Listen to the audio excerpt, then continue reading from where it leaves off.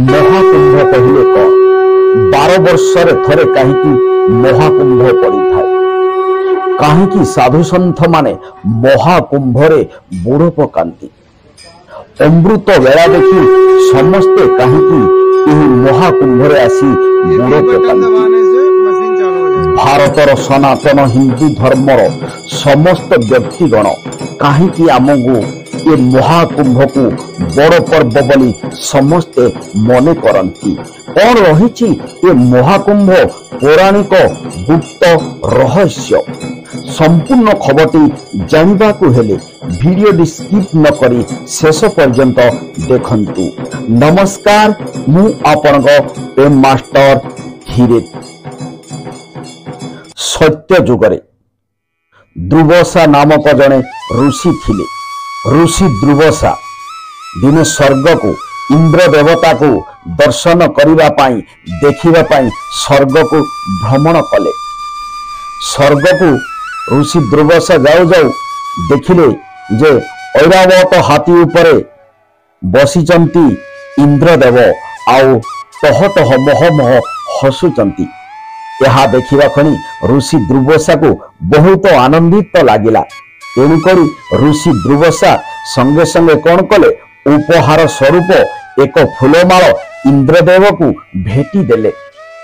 इंद्रदेव को से फूलमालटी भेटी देवा क्षण इंद्रदेवंगर एते अहंकार भरी रही जे से संगे संगे से फूलमालटी तांको हाथी उपर को देई देले।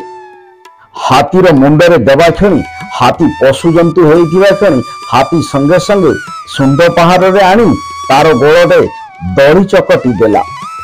यह देखिबा क्षणी दुर्वासा ऋषि मने मने रागी गले आउ इंद्रदेव कहली रे इंद्रदेव तोर एते बड़ राजा है एते धन संपत्ति एते सैन्य संपत्ति थाई तू एते बड़ गर्व करजु यह तोर सबु चाली जाऊ कही यह ऋषि दुर्वासा ताको एक अभिशाप देले।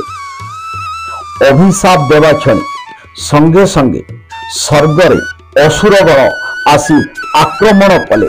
आक्रमण करवा क्षण असुरगण देवतागण भयर त्राही त्राही डाकिले।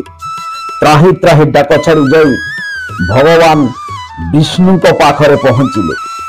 आ विष्णु कहले रक्षा कर प्रभु रक्षा कर। विष्णु समस्त भगवान समस्त को नहीं भगवान को पाख को गले। आउ नारायण सेतेबेले अनंत शयन करिथांती क्षीर समुद्र रे।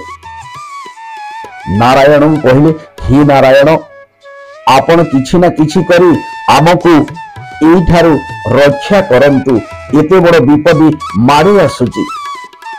भगवान नारायण कहले तमे गोटे काम कर काहेकि ना यही समुद्र को तमे मंथन कर आउ ए समुद्र रु आमर अमृत बाहर आउ से अमृत पान कले तुमको आउ केही भी टाई पारिबे नाही। यह कहवा क्षण किंतु समुद्र को एका समुद्र मंथन करवा संभव नथिला काहेकि ना तेणु करी एमाने मने मने चिंता करी असुर मानकु भंडेइले कहले देख एठू अमृत बाहर आउ आमे समस्ते पान करी जुग जुग पाई जीवित रहिबा आमर किछि क्षयक्षति हेब नाही। यह कहवा क्षणी असुरगण समस्ते आनंदतर सहित उल्लसित होई नाची समस्ते समुद्र मंथन कले। यही समुद्र मंथन करिवारे अनेक प्रकार द्रव्य सेठू केते प्रकार मिलिला शेषरे अमृत मिलिला। अमृत मिलिवा क्षणी असुरगण ताकू प्रथमे नहीं चली गले किंतु असुर मानव जीवी आमको आग दिया जाऊ। भगवान नारायण एक मोहनी रूप सबुठु सौंदर्य नारी बेश धरी आसी पहुंची गले ताको पाखरे आ कहले शुण मु तुमको वर्तमान ये अमृत समस्त को बांटीबी। यह कही माया करी प्रथम देवता मान को सबु अमृत बांटी देले। यह जानिबा क्षणी असुर माने समस्त रागरे जर्जर होई देवता और असुरंक मध्य लड़ाई लागिला। जहाँकि जो लड़ाई लागिला 12 दिन पर्यंत यही लड़ाई रागी रही। दर्शक बंधु, देवंता मानकर गोटे दिन आमर होची गोटे वर्ष सहित समान।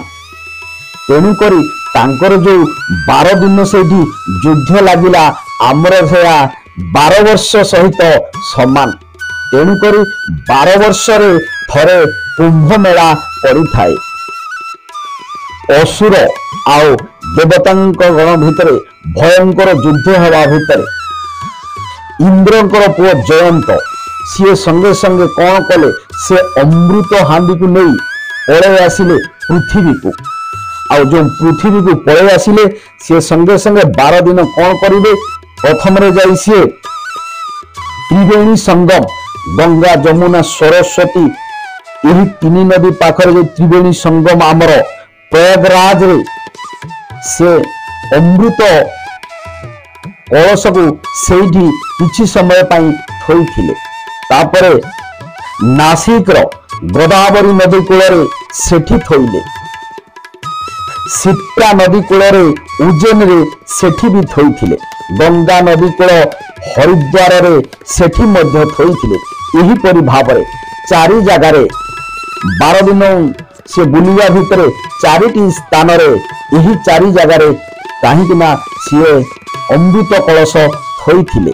आउ नेबा क्षण किछि उछिलिना से अमृत कलश रु किछि ठोपा आमर से नदी रे पड़ी जाइथिला। जो नदी रे पड़ी जाइथिला कि यही 4टी नदी रे पड़ी जिबा क्षण नदीर जल सबु अमृत परिका देखागला।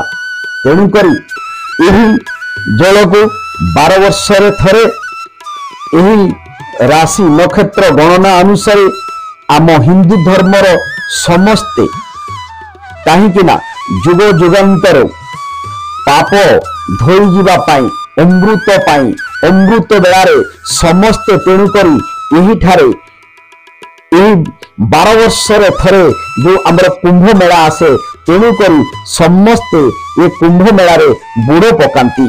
साधु सन्थ मानकर नाही नथिबा गहली यही कुंभ मेलारे देखा पड़े केवल यही अमृत टिके पाई। लोक मानकर मनरे अच्छी सबु हिंदू भाई भौणी मानकर मनरे थाए जे कहीं ना ये अमृत बेलारे जदि आमे यही राशि नक्षत्र गणना अनुसार यही नदी रे बुड़ पकेबा ताहाले हमर जन्म जन्मांतर पाई सबु पाप धोई जीव आउ आमे किछि अमृत पान करिबा। दर्शक बंधु, ए थिला कुंभ मेलार गुप्त रहस्य।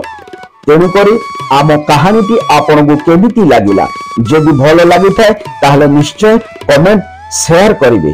जय जगन्नाथ, रहुछि नमस्कार।